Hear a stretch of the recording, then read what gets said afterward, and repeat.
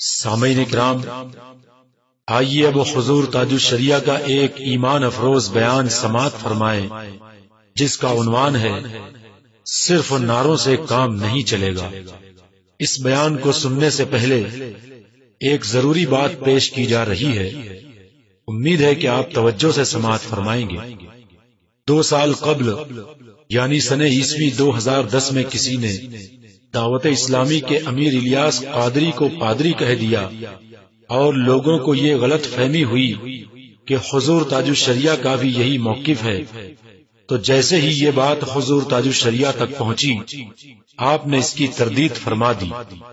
دراصل حضور تاج الشریعہ ایک ایسے محتاط اور ذمہ دار عالم دین کا نام ہے جو شریعت کی حد کے باہر ایک لفظ کہنا پسند نہیں کرتے، اور ظاہر سی بات ہے کہ لفظ پادری عیسائیوں کے مذہبی پیشوا کے لیے بولا جاتا ہے اور انہی کے لیے خاص ہے، اور عیسائی اپنے عقائد کی وجہ سے کافر ہیں، لہذا ایک ایسے شخص کے لیے پادری کا لفظ ہرگز نہیں بولا جا سکتا جس پر حکم کفر ثابت نہ ہوا ہو۔ اب حضور تاج الشریعہ کے اس بیان کو کچھ لوگ الیاس قادری اور ان کی تنظیم دعوت اسلامی کے لیے مکمل کلین چٹ کے طور پر استعمال کرنے لگے اور یہ ظاہر کرنے کی کوشش کرنے لگے کہ الیاس قادری اور ان کی تنظیم کسی غلطی پر نہیں ہے، انہیں کسی طور پر برا نہیں کہا جا سکتا، اور تاج الشریعہ بھی ان کو برا کہنے سے منع کرتے ہیں۔ اس سلسلے میں مولانا عبد المبین نعمانی صاحب نے حضور تاج الشریعہ کے مذکورہ بیان کو 1 سال سے زائد عرصہ بعد غیر ذمہ دارانہ طور پر تحریری صورت میں مالیگاؤں، ممبئی اور پھر دہلی کے اخبارات اور میگزین میں چھپوا کر عوام اہل سنت کو تشویش میں مبتلا کر دیا۔ جب ملک کے کئی علاقوں میں اس بیان کو لے کر بے چینی بڑھی تو نومبر 2011 میں ممبئی میں ایک موقع پر حضور تاج الشریعہ نے اس بیان کے تعلق سے وضاحت فرمائی اور اس کو غلط طریقے سے شائع کرنے پر اپنی ناراضگی کا اظہار فرمایا۔ حضور تاج الشریعہ کی آواز میں سماعت فرمائیں۔ کوئی ابہام نہیں ہونا چاہیے۔ میں نے سنی دعوت اسلامی اور دعوت اسلامی کے متعلق جو اعلان کیا تھا، میرا اعلان آج بھی ہے اور میں اس پر قائم ہوں۔ یہ دونوں تنظیمیں مسلک اعلی حضرت کی مبلغ نہیں ہیں۔ اب ان تنظیموں سے کچھ حضرات علماء اگر جڑے ہوئے ہیں، وہ اپنی ذمہ داری پر جڑے ہیں، وہ جانے، ان کا کام جانے۔ اور اس سلسلے میں میرے اس بیان کو لوگوں نے اور طور پر مشتہر کیا کہ میں نے دونوں جماعتوں پر کوئی کفر کا حکم لگایا ہے۔ میں نے ان کے ردی میں بھی سارے گزشتہ یہ وضاحت کی تھی کہ کفر کا حکم لگانا آسان نہیں ہے۔ جب تک واضح طور پر کسی کے اوپر کفر ثابت نہ ہو، اس کو کافر نہیں کہا جائے گا۔ اور یہ کہنا کہ فلاں تنظیم یا فلاں فرد امیر یا مبلغ نہیں ہے یا مسلک اعلی کا مبلغ نہیں ہے، یہ اس پر حکم کفر لگانا نہیں ہے۔ اس سلسلے میں ایک بات میں ذرا اور وضاحت کر دوں کہ میری اجازت کے بغیر میرے اعلانات کی اپنے طور پر لوگ تشریح کرتے ہیں اور پھر یہ کہتے ہیں کہ فلاں سے یہ کہا، فلاں نے یہ کہا۔ اور اسی سلسلے میں ایک بات یہ ہوئی کہ میرا جو بیان مدینہ شریف میں مجھ سے پوچھا گیا دعوت اسلامی کے بارے میں اور سنی دعوت اسلامی کے بارے میں، جو میں نے وہاں میں کہا، اس بیان کو میری اجازت کے بغیر کچھ لوگوں نے، جس میں عبد المبین صاحب نعمانی سر فہرست ہیں، میری اجازت کے بغیر بیان کو چھاپا۔ یہ ان کو حق نہیں تھا میرا بیان، کیونکہ میں نے ٹیلی فون پر اس کو ریکارڈ کرایا تھا، پورا بیان مجھے سنانے کے بعد میری اجازت سے اس بیان کو اگر وہ مستعد کرتے یہ جائز بات نہیں ہے، یہ بہت غلط بات ہے اور غیر ذمہ دارانہ بات ہے۔ اور ایک عالم عبد المبین نعمانی صاحب صرف دعوت اسلامی سے جڑے ہوئے ایک فرد نہیں ہے اور الیاس قادری کے تحت وہ کام کر رہے ہوں، یہ الگ بات ہے، لیکن سنیوں کے حلقے میں ایک عالم کی حیثیت سے وہ جانے جاتے ہیں۔ ان کی یہ حرکت کہ انہوں نے میرا بیان میری اجازت کے بغیر چھاپا اور کچھ لوگ اس میں اور بھی ہیں، میں اس حرکت سے ناخوش ہوں اور بری و بیزار ہوں۔ اگر مولانا عبد المبین نعمانی صاحب کو یہ بیان چھپوانا ہی تھا تو بریلی شریف جا کر حضور تاج الشریعہ کو بتا دیتے کہ آپ کا ایک پرانا بیان اخبارات اور میگزین میں شائع کروانا چاہتا ہوں اور اس کے ساتھ ہی اپنی طرف سے یہ نوٹ یا حاشیہ بھی لکھنا چاہتا ہوں۔ جب حضرت اس بیان کی صحت کو جانچ لیتے اور یہ بھی دیکھ لیتے کہ مولانا نعمانی میرے بیان کے ساتھ اپنی طرف سے کیا لکھنا چاہتے ہیں اور پھر اجازت دے دیتے تو الگ بات ہوتی۔ اگر نعمانی صاحب کے پاس بریلی شریف جانے کی فرصت نہیں تھی تو بنارس ہی میں حضور تاج الشریعہ سے ملاقات کر کے اپنا مضمون بتا کر اجازت حاصل کر لیتے۔ یہ ان کے لیے بہت آسان تھا کیونکہ بنارس نعمانی صاحب کا وطن ہے اور حضور تاج الشریعہ کا دورہ شہر بنارس میں اکثر ہوتا رہتا ہے۔ سنہ عیسوی 2010 سے 2011 تک حضور تاج الشریعہ 4 یا 5 مرتبہ بنارس تشریف لے گئے تھے۔ اب اگر نعمانی صاحب سے یہ بھی نہ ہو سکا تو کم از کم فون پر حضرت کو مکمل تحریر سنا دیتے اور پھر اجازت کے بعد شائع کرتے، مگر نعمانی صاحب نے ایسا نہیں کیا اور حضرت کو خبر کیے بغیر اس بیان کو اخبارات اور میگزین میں چھپوا دیا اور اس میں تبدیلی بھی کر دی۔ چنانچہ ایک جگہ حضور تاج الشریعہ نے فرمایا تھا، مجھے اس سلسلے میں بڑا افسوس ہے۔ اس جملے کو مولانا عبد المبین نعمانی نے بدل کر اس طرح لکھ دیا، مجھے اس کا بے حد افسوس ہے۔ سامعین کرام، بے حد اور بے انتہا ان الفاظ کی اگرچہ تعویل نکلتی ہے، مگر بہتر یہی ہے کہ یہ الفاظ انسانوں کے لیے نہ بولے جائیں، کیونکہ مخلوقات کی ہر صفت یا طاقت کی ایک حد ہوتی ہے اور لا متناہی ہونا صرف اللہ تعالی کی ذات و صفات کے لیے خاص ہے۔ حضور مفتی اعظم رحمت اللہ تعالی علیہ اس قسم کے الفاظ پر ٹوک دیا کرتے تھے اور اصلاح فرما دیا کرتے تھے۔ اب ایسے الفاظ کو حضور تاج الشریعہ کی طرف منسوب کرنا بہت افسوس کی بات ہے۔ اس کے باوجود مولانا نعمانی نے لکھا کہ میں نے اس تحریر کو ٹیپ سے کئی بار سنا اور اصل کے مطابق پایا، جبکہ حقیقت یہ ہے کہ اس میں فرق ہے۔ حضور تاج الشریعہ کا یہ بیان آج بھی انٹرنیٹ پر موجود ہے، جسے سن کر ہماری بات کی تصدیق کی جا سکتی ہے۔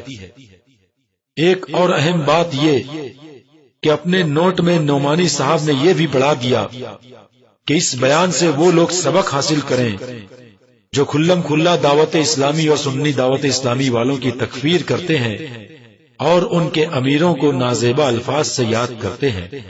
اتنی بات تو ہمیں بلکہ ہر سمجھدار کو تسلیم ہے کہ ان تنظیموں کے امیروں کی تکفیر غلط ہے، مگر ہم نعمانی صاحب سے پوچھنا چاہتے ہیں کہ حضور تاج الشریعہ کے کس جملے سے آپ نے یہ مطلب نکالا کہ ان تنظیموں کے بانی یا امیروں کو نازیبا الفاظ سے یاد نہ کیا جائے؟ جو تنظیم حرام کو جائز بلکہ ثواب بتائے، جو اپنے حرام چینل کے اشتہار کے لیے حضور پاک صلی اللہ تعالی علیہ وسلم کے نام کا استعمال کریں اور یہ کہیں کہ معاذ اللہ ٹی وی سے حضور نبی اکرم صلی اللہ تعالی علیہ وسلم کی آواز مبارکہ آئی، جو ایسے ایسے خواب بیان کریں جن میں نبی اکرم صلی اللہ تعالی علیہ وسلم کی توہین کا پہلو نکلتا ہو، جو ٹی وی اور مووی کو رواج دینے کے لیے سیدنا اعلی حضرت اور حضور صدر الشریعہ علیہم الرحمت والرضوان پر بہتان رکھیں، جو ٹی وی کے علاوہ اور بھی کئی بدعتوں کو اسلام میں داخل کریں اور جب علماء ان کو منع کریں تو ان کی توہین کریں۔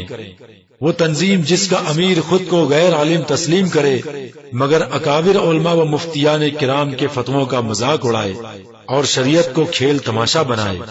وہ تنظیم جو لیپ ٹاپ کے ذریعے خانہ خدا یعنی مسجدوں میں سینما کو داخل کرے، مسجدوں کا تقدس پامال کرے اور مخالفت کرنے والے سنی مسلمانوں پر حملہ کرے، آل رسول علماء اور مفتیوں کی توہین کرے، ان پر حملہ کرے، جو وہابیوں کے رد سے پرہیز کریں اور صلح کلیت کو ہوا دیں، جو اجماعی مسائل کو اختلافی بنانے کی کوشش کریں، جو ایسے شخص کو اسٹیج پر بلائیں جس نے برسر منبر یہ کہا ہو کہ قبر میں مسلک نہیں پوچھا جائے گا۔ کیا ایسے لوگوں کو اچھے القاب سے یاد کیا جائے گا؟ نہیں، بلکہ حقیقت یہ ہے کہ جو جس درجے کا گناہ کرے گا اسی طرح کے القاب سے نوازا جائے گا۔ اور رہی بات حضور تاج الشریعہ کے بیان کی تو اس کا مطلب صرف یہ ہے کہ جس پر حکم کفر ثابت نہ ہوا ہو اس کو ان الفاظ سے یاد نہیں کیا جائے گا جو کافروں کے لیے خاص ہو۔ نعمانی صاحب نے بلا اجازت حضور تاج الشریعہ کے بیان کو چھپوایا اور جب ان سے پوچھا گیا تو کہا کہ حضور تاج الشریعہ نے خود اپنے بیان کے اخیر میں فرمایا تھا کہ میرے اس بیان کو عام کیا جائے۔ نعمانی صاحب کے اس کہنے پر ہمیں حیرت ہے کہ وہ ایک تجربہ کار اور ذمہ دار عالم دین ہونے کے باوجود ان باتوں کو محسوس نہ کر سکے جو ایک عام آدمی بھی محسوس کر سکتا ہے۔ لہذا پہلی بات تو یہ کہ ایک زندہ آدمی کے بارے میں دی گئی رائے یا بیان وقت گزرنے کے ساتھ بدل بھی سکتا ہے، کیونکہ سال دو سال کے عرصے میں اس کی روش یا عقائد میں تبدیلی آ سکتی ہے، اس لیے اس کے بارے میں دی گئی رائے بھی بدل سکتی ہے۔ اس طرح کا ایک معاملہ حضرت امین ملت ڈاکٹر سید امین میاں برکاتی مقدس اللہ العلی سجادہ نشین خانقاہ برکاتیہ محررہ شریف کے ساتھ پیش آیا تھا، جب دعوت اسلامی کی حمایت میں ان کا ایک پرانا بیان دہلی کے ایک میگزین نے چھاپ دیا تھا، جس پر حضرت امین میاں نے اسی میگزین میں وضاحت فرمائی تھی اور لکھا تھا کہ ایک طویل عرصے کے بعد کسی کے حالات تبدیل ہو سکتے ہیں، تحریکات متاثر ہو جاتی ہیں، لوگوں کے افکار و نظریات بدل سکتے ہیں۔ اسی طرح بریلی شریف میں صاحب سجادہ حضرت مولانا سبحان رضا خان سبحانی میاں صاحب قبلہ نے بھی دعوت اسلامی کے بارے میں اپنی پرانی رائے بدل دی اور اپنے نئے بیان میں فرمایا کہ یہ تنظیم مسلک اعلی حضرت سے بغاوت پر اتر آئی ہے، اب اس جماعت کی روش اور تعلیمات مسلک اعلی حضرت سے ٹکرا رہے ہیں، اس لیے اس صورت میں میرا اس جماعت کی حمایت کرنا نامناسب نہیں بلکہ ناممکن ہے۔ سامعین کرام، ان مثالوں کو پیش کر کے ہم یہ نہیں کہتے کہ پادری نہ کہنے کے تعلق سے حضور تاج الشریعہ کا بیان بدل گیا ہے، مگر اتنا ضرور کہیں گے کہ نعمانی صاحب کو اصولی طور پر حضور تاج الشریعہ سے دریافت کر لینا چاہیے تھا، مگر افسوس کہ نعمانی صاحب نے ایسا نہیں کیا۔ دوسری بات یہ کہ اگر نعمانی صاحب حضرت کے بیان کو جوں کا توں شائع کرتے تو الگ بات ہوتی، مگر انہوں نے اس میں کچھ تبدیلی کر دی اور اپنی طرف سے تشریح کرتے ہوئے وہ بات لکھ دی جو حضرت کی مراد نہیں تھی۔ تیسری بات یہ کہ حضرت کا ارشاد کہ میرے اس بیان کو عام کیا جائے، اس سے نعمانی صاحب نے کیا سمجھا؟ کیا یہ سمجھا کہ صرف اسی بیان کو عام کیا جائے؟ اگر نہیں تو پھر حضرت کے دوسرے بیانات کو اخبارات میں کیوں نہیں چھپوایا؟ کئی ایسے بیانات ہیں جن میں حضرت نے ان تحریکوں سے ناراضگی ظاہر کرتے ہوئے ان کے بائیکاٹ کا حکم فرمایا ہے۔ نعمانی صاحب ان کو کیوں نہیں عام کرتے؟ کیا حضرت نے ان بیانات کو عام کرنے سے منع فرمایا ہے؟ کیا حضرت نے ان بیانات کے بعد حاضرین سے یہ کہا ہے کہ خبردار میرے اس بیان کو عام نہ کرنا، جو کچھ سنا اسے راز میں رکھنا؟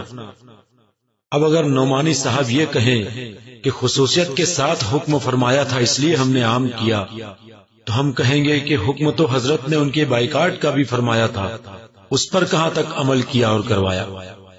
الغرض نعمانی صاحب وہ کام کرتے ہیں جو ان کی ذمہ داری نہیں، یعنی اکابر علماء میں سے کسی کا بیان ان کی اجازت کے بغیر غلط انداز سے اخبارات میں چھپوانا۔ لیکن اگر کوئی شخص نعمانی صاحب کے پاس خود چل کر جائے اور شریعت کی روشنی میں کوئی بات پوچھے تو جواب نہیں دیتے اور عجیب انداز سے ٹال دیتے ہیں۔ ہاں اگر یہ کہہ دیں کہ کتابیں دیکھ کر بتائیں گے یا بعد میں بتائیں گے تو الگ بات ہو، مگر وہ کہتے ہیں کہ اگر ہمیں یعنی میں اکابر میں ہوتا، سب لوگوں کا اتفاق میری ہی رائے پر ہوتا، سب لوگ مجھ سے سوال کرتے تو یقیناً میں مکلف تھا، یعنی جواب دینے کا پابند تھا۔ اس زمانے میں میں مکلف نہیں ہوں آپ کے سوالات کے جوابات دینے کا۔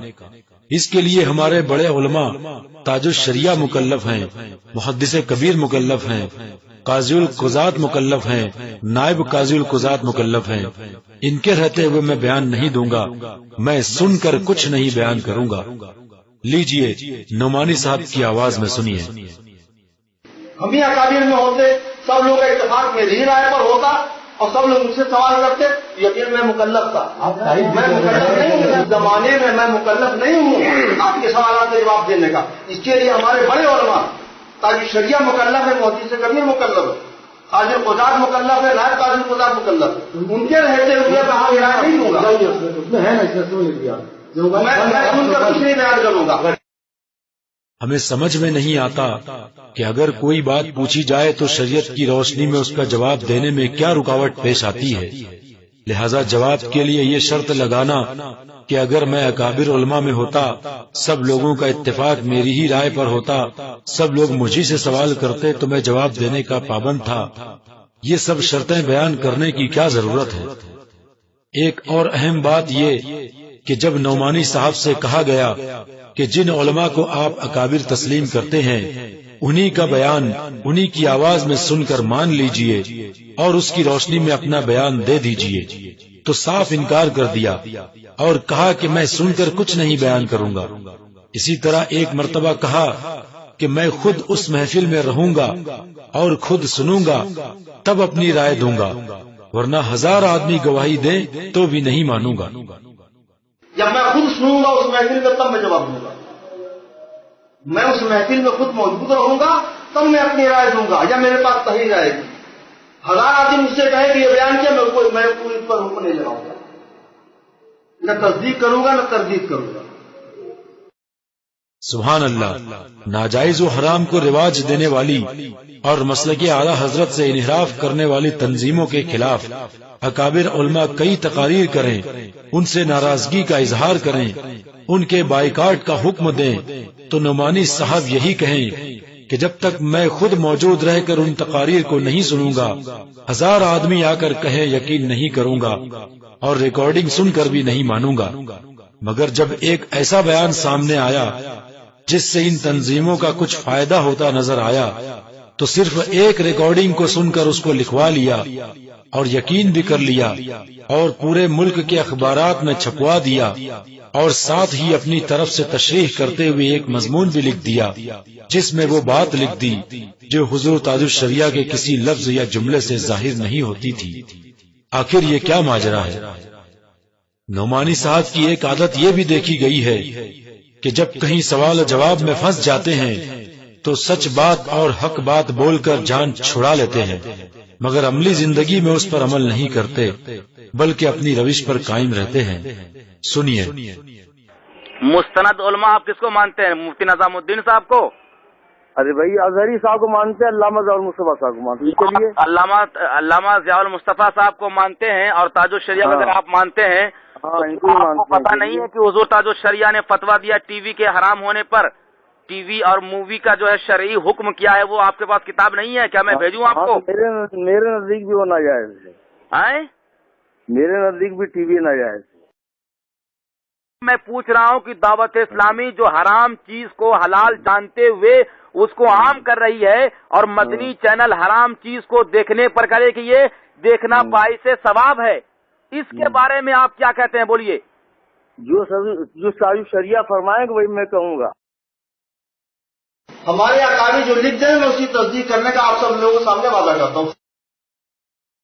مولانا عبد المبین نعمانی صاحب سے جب پوچھا جائے کہ موجودہ دور میں ہمارے اکابر علماء میں سر فہرست کون ہیں تو فوراً حضور تاج الشریعہ اور حضور محدث کبیر کا نام لیتے ہیں۔ ان کی آواز میں سنیے۔ اکابر اہل سنت میں جو حیات ہیں جو اچھا ان میں کن کا شمار ہوتا ہے، یہ آپ کی زبان سننا چاہیے؟ ان میں ظاہر بات ہے سب سے پہلے تو حضور حضری صاحب ہیں، اللہ صفا صاحب ہیں، اکابر میں تو یہی آئیں گے، باقی لوگ تو اسی طرح اپنے ایک مضمون میں مولانا نعمانی نے لکھا کہ آپ کی ذات یعنی حضور تاج الشریعہ کی ذات پوری جماعت اہل سنت کے لیے مرجع کی حیثیت رکھتی ہے۔ کچھ سطر بعد لکھا، حضور تاج الشریعہ اس وقت جماعت اہل سنت کے وہ قیمتی سرمایہ ہیں جن کی مثال ڈھونڈنے سے ملنا مشکل ہے۔ جو مرجعیت اور مرکزیت آپ کو حاصل ہے وہ کسی دوسرے کو ہرگز نہیں۔ پیروں میں آپ اس وقت سب سے بڑے پیر ہیں، مفتیوں کے بھی امام ہیں اور علماء کے بلا شبہ ملجا و ماوا۔ فقہ میں آپ کا مقام بلند تو آپ کے فتاوی سے ظاہر ہے، اور حدیث دانی میں کمال دیکھنا ہو تو آپ کی تعلیقات بخاری کو ملاحظہ کیا جائے جو حواشی امام احمد رضا کے ساتھ مجلس برکات جامعہ اشرفیہ مبارک پور سے شائع ہو چکی ہیں، اور فن تفسیر میں آپ کو جو درک حاصل ہے اس کے لیے دفاع کنز الایمان نامی کتاب منہ بولتی تصویر کی حیثیت رکھتی ہے۔ کچھ سطر بعد لکھا، حضرت کے لکھے ہوئے فتاوی یکجا کیے جائیں، انہیں مرتب کر کے حضرت کو دوبارہ سنایا جائے، پھر انہیں منظر عام پر لایا جائے۔ کہنا یہ ہے کہ نعمانی صاحب حضور تاج الشریعہ کو حدیث و فقہ میں بلند مقام و با کمال مانتے ہیں اور پوری جماعت اہل سنت کے لیے مرجع تسلیم کرتے ہیں۔ اسی طرح حضور تاج الشریعہ کو تمام مفتیوں کا امام بھی مانتے ہیں، اور آپ نے ابھی کچھ دیر پہلے ان کی آواز میں سنا کہ حضور تاج الشریعہ کو قاضی القضات بھی مانتے ہیں۔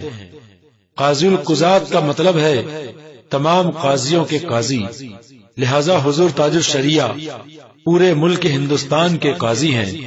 اسی طرح نعمانی صاحب نے شہزادہ صدر الشریعہ حضرت علامہ ضیاء المصطفیٰ مقدس اللہ العالی کو محدث کبیر بھی کہا اور اکابر بھی تسلیم کیا اور نائب قاضی القضات بھی مانا۔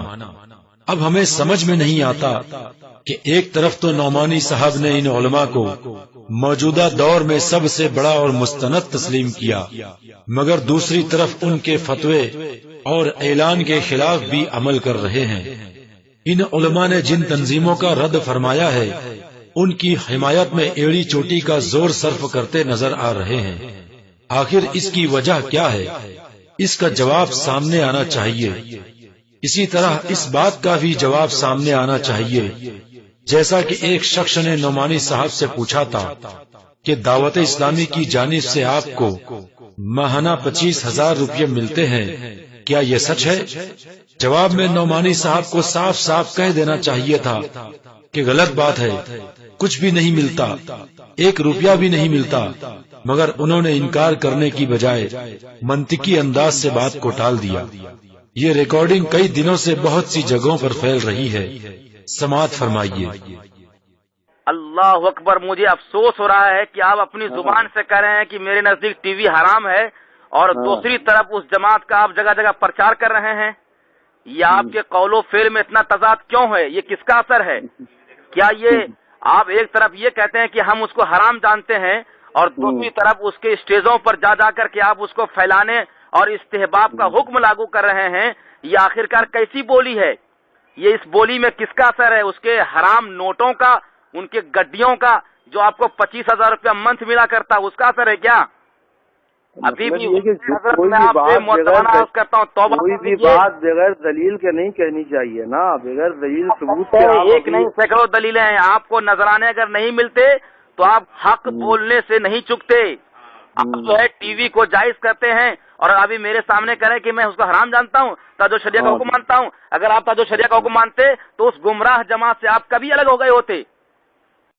سامعین کرام، یہاں پر اگر سیدھا سادہ جواب دے دیا جاتا کہ کوئی رقم نہیں ملتی ہے، یا اتنی نہیں اتنی ملتی ہے، یا ماہانہ نہیں سالانہ ملتی ہے، یا یہ کہ پہلے ملتی تھی اب نہیں ملتی، تو بات ختم ہو جاتی۔ مگر اس طرح جواب نہ دیتے ہوئے یہ کہنا کہ کوئی بھی بات بغیر دلیل کے نہیں کہنی چاہیے، یہ پوچھنے والے کے سوال کا جواب نہیں ہے، کیونکہ سوال کرنے والا نعمانی صاحب کی زبان سے انکار یا اقرار کے الفاظ سننا چاہتا ہے اور اسی وقت وہ مطمئن ہو سکتا ہے، ورنہ اس کا مطمئن ہونا مشکل ہے۔ ہم تو یہی کہیں گے کہ اگر کوئی رقم ملتی ہے تو ظاہر کرنے میں قباحت کیا ہے کہ کتنی ملتی ہے اور کس مقصد کے لیے ملتی ہے۔ نعمانی صاحب نے حضور تاج الشریعہ کے بارے میں اپنے مضمون میں جو لکھا کہ پیروں میں آپ اس وقت سب سے بڑے پیر ہیں، تو یہ بالکل صحیح لکھا، اور یہی وجہ ہے کہ حضور تاج الشریعہ کے مریدین بھی سب سے زیادہ ہیں، جن کی تعداد کئی لاکھ بلکہ کروڑ تک پہنچتی ہے۔ لہذا نعمانی صاحب کو حضور تاج الشریعہ کا کوئی بیان اس طرح غلط انداز سے اخبار میں شائع نہیں کرانا چاہیے تھا کہ جس سے عام سنیوں کے ساتھ ساتھ لاکھوں مریدین بھی کنفیوژن کا شکار ہو جائیں اور ہر طرف ناراضگی پھیل جائے۔ مولانا عبد المبین نعمانی صاحب سے ہماری یہی گزارش ہے کہ وہ ایسا کام نہ کریں جس کی تردید میں ہمارے اکابر علماء کا وقت ضائع ہو، بلکہ انہیں فرصت دیں تاکہ وہ دین کے اور بھی اہم کام انجام دے سکیں۔ نعمانی صاحب نے ہی اپنے ایک مضمون میں لکھا ہے کہ اگر قوم نے بھی ان کو یعنی حضور تاج الشریعہ کو فرصت دی تو انشاءاللہ فیضان اعلی حضرت اور مفتی اعظم کے ایسے دریا بہیں گے کہ لوگ دیکھتے رہیں گے۔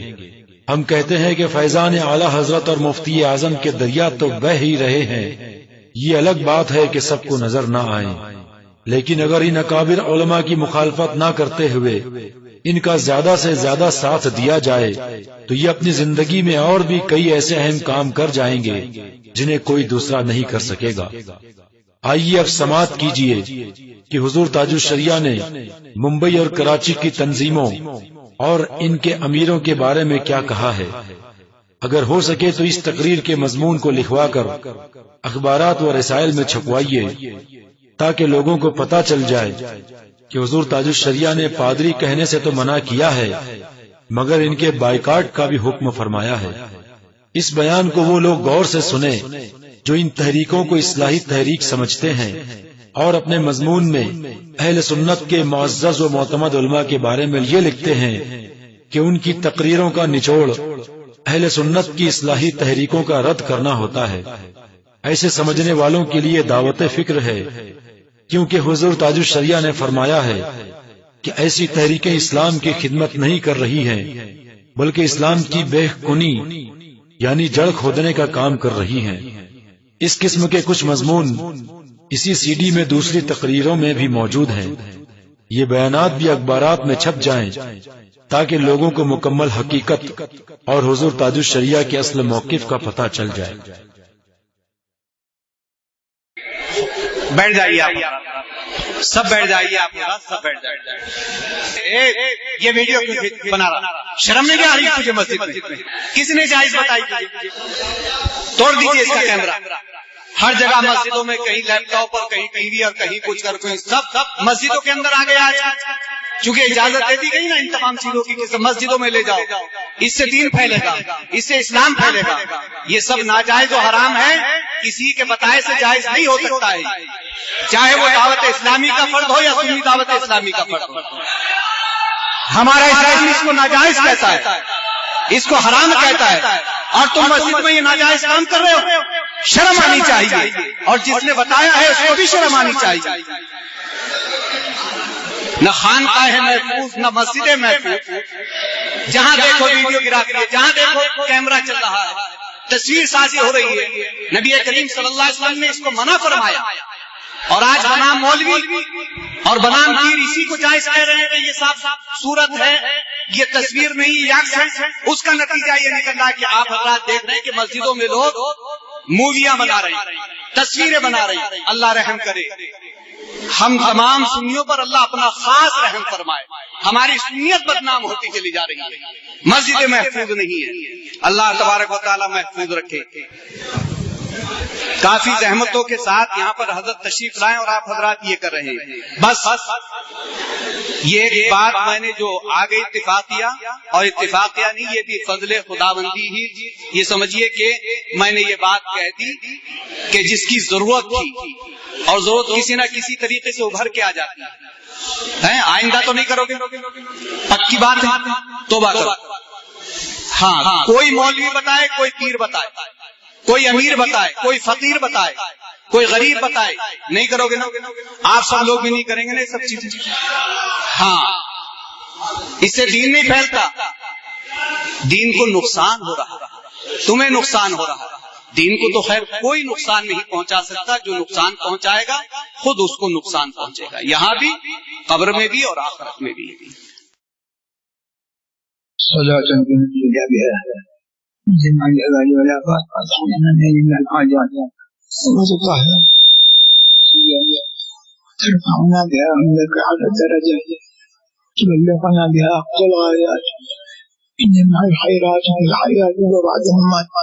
إنك على كل شيء قدير سبحان ربك رب العزة عما يصفون وسلام على المرسلين الحمد لله رب العالمين.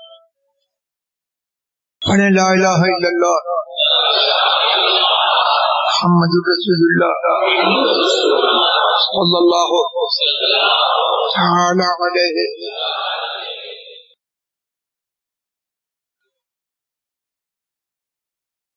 اللہ تعالیٰ عبداللہ مربانی کی مغفرت فرمائے اور ان کے پسماندگان کو تکلیف عطا فرمائے اور انہوں نے اعلیٰ حجیب البرکت واجد بریلوی رضی اللہ تبارک و تعالی عنہ کے سلسلے میں حضور مفتیات میں سے بیعت کی، اس بیعت کا حق کو زندگی بھر نبھاتے رہے. اللہ تبارک و تعالی ان کے خاندان والوں کو اور ان کے متعلقین کو اور ان کے متبصرین کو اللہ تبارک و تعالی بہتر توفیق عطا فرمائے. جو لوگ یہاں پر حاضر ہیں ان سب کو کہ وہ سب مسلک اہل سنت والجماعت پر سختی سے قائم رہیں. جو عہد بیعت اس کے روح سے جو ذمہ داریاں سلسلہ رضویہ کے متبصرین پر عائد ہوتی ہیں، اللہ تبارک و تعالی ان ذمہ داریوں کو نبھانے کی توفیق عطا فرمائے اور مسلک اہل سنت والجماعت پر سختی سے قائم رہنے کی توفیق عطا فرمائے. جو اس بیعت کا اصل مقصد ہے اور اس کی پہچان آج کے زمانے میں مسلک اعلیٰ کے نام سے ہوتی ہے. مسلک اعلیٰ پر استقامت اس وقت کی سب سے بڑی ضرورت ہے اور یہی مسلک اہل سنت کی صحیح پہچان ہے. اس پر سختی سے قائم رہیے، یہی میری مریضی کی جان ہے. اور نئے نئے فتنے جو سنیوں میں تفریق کے لیے اٹھ رہے ہیں اور جی جون کا تماشا بنا رہے ہیں، ان سے ہوشیار رہے. دعوت اسلامی اسلام کی قدر تبلیغ کر رہی ہے اور اس سے سنیوں کو کتنا فائدہ ہے. آج آپ اپنی آنکھوں سے دیکھ رہے ہیں کہ لیب و لائٹ اور سنیما جو سب سے گھناؤنی چیز جو ماضی قریب میں جس کو لوگ برا سمجھتے تھے اور دوسرے سنیما رکھنے والے آج بھی اس کو برا سمجھتے ہیں. اس دعوت اسلامی نے اس سنیما کو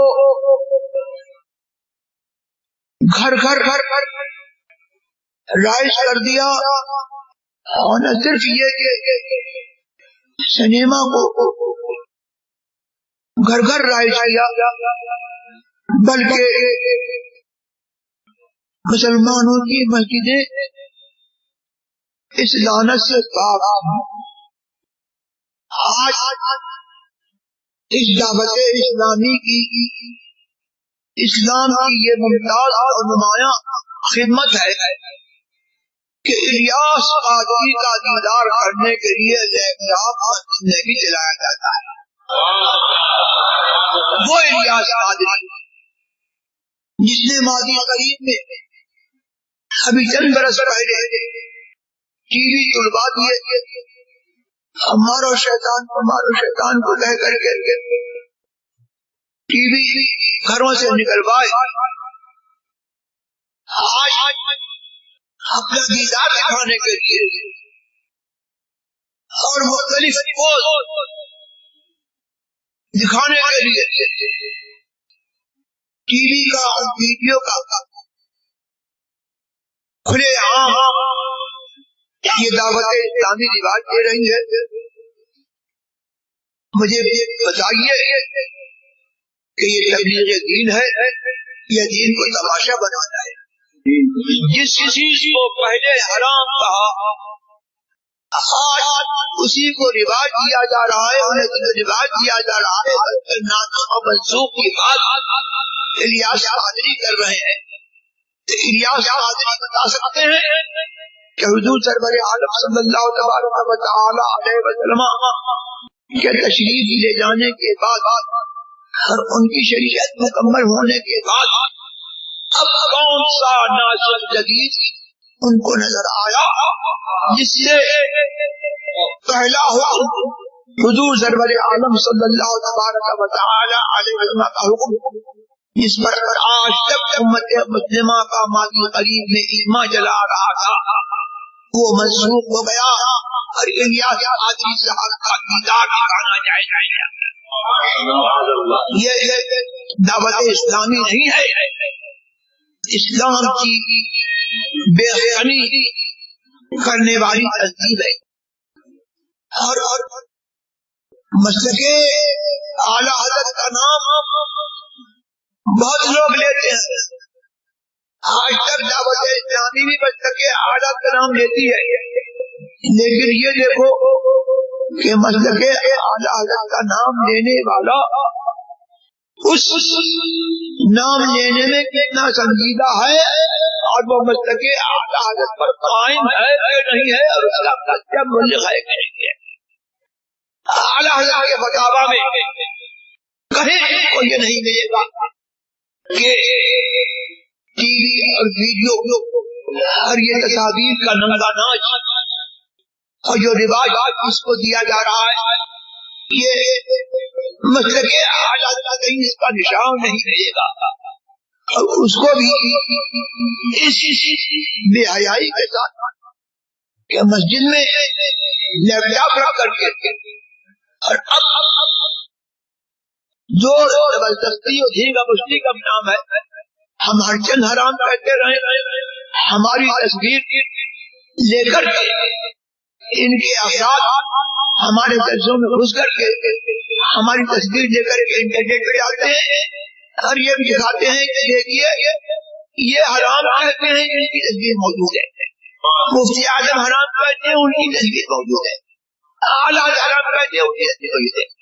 یہ دعوت اسلامی یہ کارنامہ انجام دے رہے ہیں، اعلیٰ حضرت کی تصویر، مفتی اعظم کی تصویر، اور اب تو سنا ہے کہ حضرت خواجہ غریب نواز کی تصویر جو ہے وہ ان لوگوں کو کہاں سے ان کا دیدار ہو گیا اور ان کی تصویر بھی عام ہو رہی ہے، اور رسول اللہ کا قیام رسول اللہ کی آواز میں الیاس قادری کے نام آ رہا ہے۔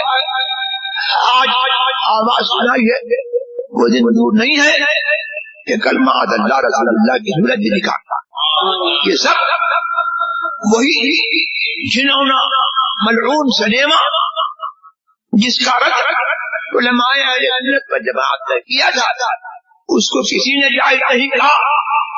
دعوت اسلامی نام ہے، سنی کہنے سے جو ہے بات انگریز ہے، اسلامی بات، دعوت اسلامی یہ جماعت اسلامی کی دوسری شاخ ہے. تو اتنی مشابہت ہے کہ دعوت اسلامی نام رکھا اور موجودین سلیما پر جائز کہا تھا. آج ریاض قادری جو ہے اس کو جائز بھی کہہ رہا ہے اور منسوخ کی بات بھی کر رہا ہے. یہ ضرورت سے ہٹ کر کے کچھ لوگ کہتے ہیں کہ ضرورت ہے. میں پوچھتا ہوں کہ اس وقت مسجد میں فوٹو لیا گیا، یہ کون سی ضرورت کے تحت لیا گیا؟ ریاض قادری کا جو دیدار کرایا جاتا ہے وہ کون سی ضرورت، دینی ضرورت ایسی ہے جو اس کے بغیر پوری نہیں ہو سکتی. تبلیغ کے نام پر یہ حرام کا رواج، اور حرام کا رواج ہی نہیں بلکہ لوگوں کے عقیدہ اور ایمان کو بگاڑنے کی کوشش کہ پہلے لوگ اس کو حرام سمجھتے تھے اور اب اس کا نتیجہ یہ ہوگا کہ اس کو جائز اور مستحب اور نہایت مستحب جیسا کہ آپ نے اپنے بندے میں لکھ دیا یہ کو سمجھیں گے. اس طریقے سے یہ دعوت اسلامی جو ہے کون سی دعوت ہے، اسلام میں کون سی خدمت انجام دے رہی ہے آپ کو سمجھ سکتے ہیں. یہ دعوت اسلامی کا حال ہے.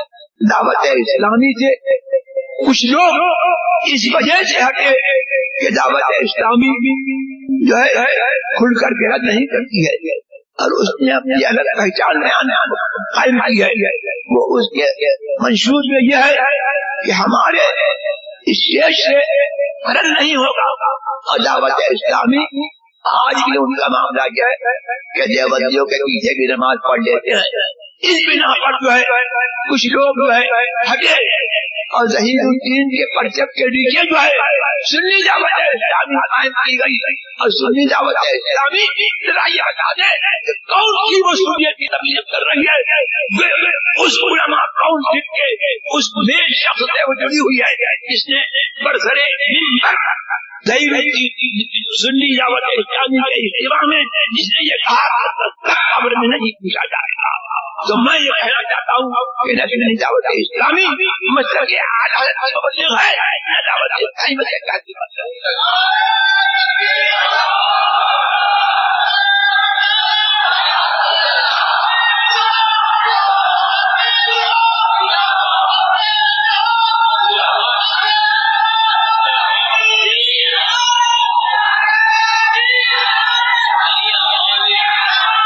نعروں کا تو ہمارے یہاں بہت رواج ہے اور نعرہ لگا کر کے ہمارے سنی بہت زور دکھاتے ہیں. لیکن خالی نعرے کا جوش نہیں چاہیے بلکہ جوش کے ساتھ سوچ بھی چاہیے. بڑا مجھے یہ ہے کہ میں پوچھنا چاہتا ہوں کہ ہمارے جو ہے سنیوں کو کیا کون سا ڈھول فائدہ ہے. یہ جو آج یہاں نظر آ رہی ہے کل وہاں بھی نظر آئی، ادھر بھی نظر آئی، ادھر بھی نظر آئی، تو ہماری آواز بے اثر ہوتی چلی جا رہی ہے. لیکن اس کے باوجود ہمارا معاملہ یہی ہے کہ ہم وہی کہیں گے جو ہمارا دین ہم کو بتاتا ہے اور ہم جو ہے ڈپلیکیٹ اور مصنوعی مال بیچنا یہ ہماری عادت نہیں ہے. ہم وہی تم کو بتائیں گے عمل کرو تو تمہارا بھلا ہے، نہیں کوئی عمل کرے تو نقصان ہمارا نہیں اسی کا نقصان ہے. اللہ تبارک و تعالیٰ مجھے اور آپ کو سب کو مسلک اہل سنت پر جو اس کو پہچان کے لیے مسلک کہا جاتا ہے اس پر چلنے کی توفیق عطا فرمائے اور اس پر قائم رکھے. یہ جو تجھ کو بلاتا ہے یہ ٹھگ ہے مار ہی رکھے گا. یہ جو تجھ کو بلاتا ہے یہ ٹھگ ہے مار ہی رکھے گا. ہائے مسافر دم میں نہ آنا مت کیسی متوالی ہے. معزز سامعین کرام، پاکستان کی سرزمین سے جنم لینے والی تحریک منہاج القرآن دراصل بدعقیدگی کی تحریک ہے جس کا بانی ڈاکٹر طاہر القادری حضور اقدس سید عالم صلی اللہ تعالی علیہ وسلم صحابہ کرام و اہل بیت اطہار، سیدنا امام اعظم ابو حنیفہ سرکار غوث اعظم اور امام اہل سنت سیدنا اعلی حضرت وغیرہم رضوان اللہ تعالی علیہم اجمعین کے فضائل و کمالات کے کچھ عنوانات پر ایسی تقریریں کرتا ہے جنہیں سن کر بھولے بھالے لوگ اسے سنی سمجھ بیٹھتے ہیں، حالانکہ صرف فضائل بیان کرنا کافی نہیں بلکہ خدا اور رسول کے دشمنوں اور گستاخوں کا بائیکاٹ کرنا اور انہیں خارج اسلام جاننا بھی ضروری ہے۔ ڈاکٹر طاہر القادری کی زبان ان گستاخوں اور بد مذہبوں کا رد کرنے یا ان پر کسی قسم کا شرعی حکم لگانے سے خاموش ہے۔ دراصل طاہر القادری انانیت سے بھرا ہوا انتہائی مغرور انسان ہے جو یہ سمجھتا ہے کہ میرے سوا نہ کسی کے پاس علم ہے نہ عقل۔ اس کی سوچ یہ ہے کہ ہر کوئی میری بات مانے مگر میں کسی کی بات نہیں مانوں گا۔ وہ کہتا ہے کہ مجھے بریلویت، دیوبندیت، اہل حدیثیت اور شیعیت جیسے ناموں سے وحشت ہونے لگتی ہے، یعنی اس کا مطلب یہ ہوا کہ اہل سنت بریلویت سمیت کوئی مسلک اسلامی نہیں۔ اگر ایسا ہی ہے تو طاہر القادری بتائے کہ وہ سیدنا اعلی حضرت کے فتاوی حسام الحرمین کی تصدیق کرتا ہے یا نہیں۔ اگر تصدیق کرتا ہے تو اس کا یہ قول اور عقیدہ خود ہی رد ہے، اور اگر حسام الحرمین کے فتاوی کو قبول نہیں کرتا تو اس کے لیے دلائل پیش کرے، کیونکہ دلائل کے بغیر یہ بات قابل قبول نہیں۔ طاہر القادری اپنے آپ کو بہت بڑا محقق، دانشور اور سچا پکا مسلمان سمجھتا ہے، اور چند ایک صحیح باتوں کے ساتھ قرآن و حدیث کی غلط تشریح کرتے ہوئے بہت سے گمراہ عقائد آہستہ آہستہ عوام کے ذہن میں بٹھانے کی کوشش کر رہا ہے۔ اس گمراہ شخص نے قرآن و حدیث اور اجماع امت کے خلاف فتویٰ دیا ہے کہ عورت کی دیت مرد کے برابر ہے۔ اس کے اس فتوے کا علماء اہل سنت نے مدلل رد فرمایا ہے اور اس سے سوالات پوچھے ہیں جس کا جواب یہ آج تک نہیں دے سکا ہے۔ الغرض کہنا یہ ہے کہ پروفیسر طاہر القادری خود بھی گمراہ ہے اور دوسروں کو بھی گمراہ کر رہا ہے، مگر آج بھی اس کی اصلیت سے لاکھوں لوگ بے خبر ہیں اور یہ ان کے اندر بدعقیدگی کا زہر گھول رہا ہے۔ اسی طرح ڈاکٹر ذاکر نائک جو در حقیقت غیر مقلد گمراہ ہے، بڑی چالاکی سے نوجوانوں کو اپنے جال میں پھنسا رہا ہے اور عشق مصطفیٰ اور اولیاء و انبیاء کی محبت ان کے دلوں سے ختم کر کے انہیں بدعقیدہ بنانے کی بھرپور کوشش کر رہا ہے۔ ایسے گمراہ لوگوں کا نہایت سسٹمیٹک رد کرنے اور دلائل کے ساتھ ان کی حقیقت بے نقاب کرنے کی ضرورت ہے۔ الحمدللہ اس کے لیے ایک ویب سائٹ tahirulpadri.com تیار ہو چکی ہے اور کچھ دوسری ویب سائٹ بھی تیار ہو رہی ہیں، مگر اس مقصد کو صحیح طریقے سے پایہ تکمیل تک پہنچانے کے لیے تجربہ کار اور باصلاحیت علماء و مفتیان کرام کو مقرر کرنے کی ضرورت ہے جو ان بد عقیدہ لوگوں کی کتابوں کا بغور مطالعہ کریں اور ان کی تقریروں کو سن کر ان میں موجود غلط باتوں کو نوٹ کریں اور قرآن و حدیث کی روشنی میں اس کا زبردست رد تیار کریں، جسے کتابوں اور پمفلٹ کی صورت میں شائع کر کے یا تقریری انداز میں ریکارڈ کر کے سی ڈیز اور انٹرنیٹ کے ذریعے لوگوں تک پہنچایا جائے۔